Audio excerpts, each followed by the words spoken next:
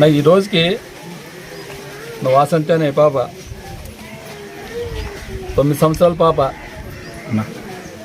అతి కిరాతకంగా మానభంగం చేసి మళ్ళా కిరాతకంగా చంపినా కానీ ఇంతవరకు ఏ రోజులైంది ప్రభుత్వం మళ్ళీ ఏం చేస్తుంది మాకు అర్థం కాదు. ఎందుకంటే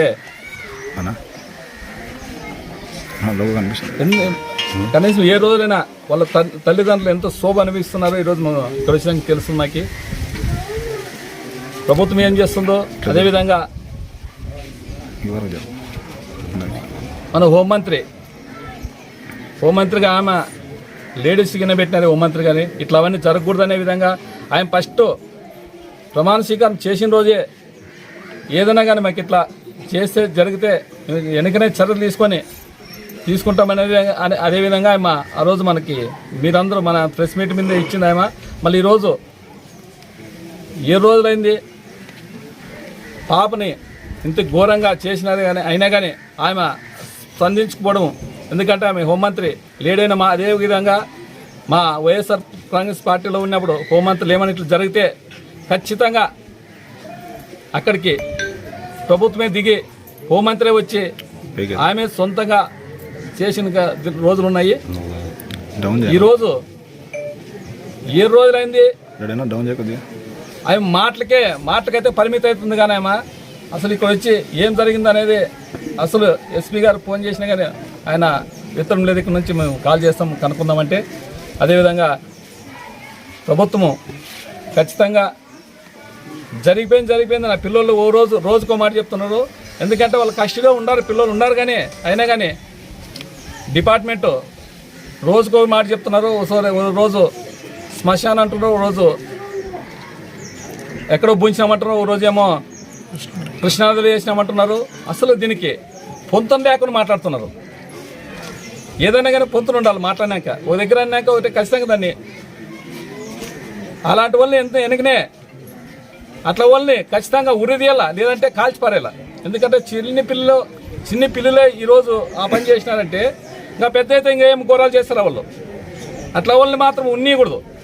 వాళ్ళు ఎంటి పెట్టుకుని వాళ్ళని ఎట్లంటే వాళ్ళు డిపార్ట్మెంట్ వాళ్ళ ప్రభుత్వం ఉంది, వాళ్ళు ఎంటి పెట్టుకొని ఇంత ఘోరానికి పాల్పడిన వాళ్ళని ఇంకా వాళ్ళకి రాజమర్యాదలు చేస్తున్నారంటే ఇది ఖచ్చితంగా ప్రభుత్వమే అండదండ ఉంది అని చెప్తున్నాం. లేదంటే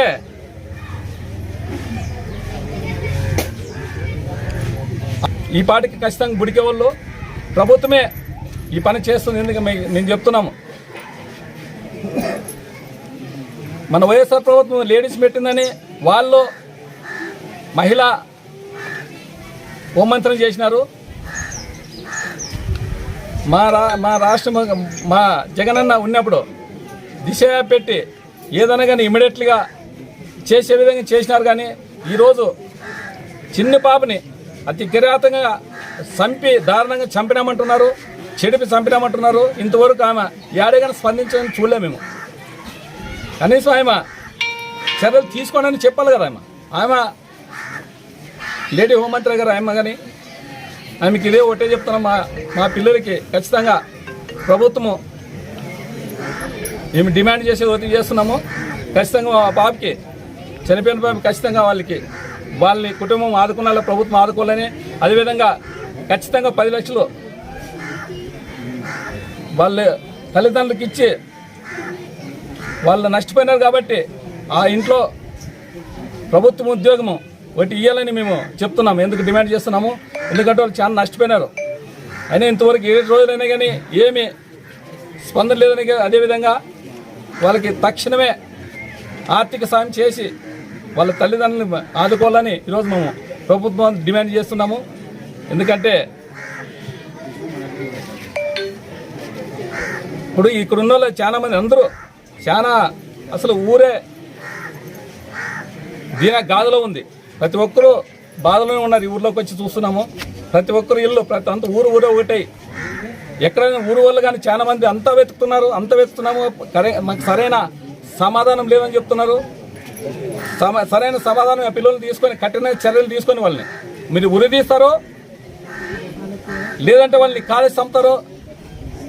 ఇట్లా వాళ్ళని తెలంగాణ ప్రభుత్వంలో చూసినా మేము ఇమ్మీడియట్లీ ఎన్నికనే ఖాళీ చెప్పలేదు కాబట్టి మీరు కానీ ఇట్లా దుర్మార్గమైన వాళ్ళని పిల్లల్ని ఉండకూడదనే మేము ప్రత్యేకంగా ఈరోజు డిమాండ్ చేస్తున్నాం.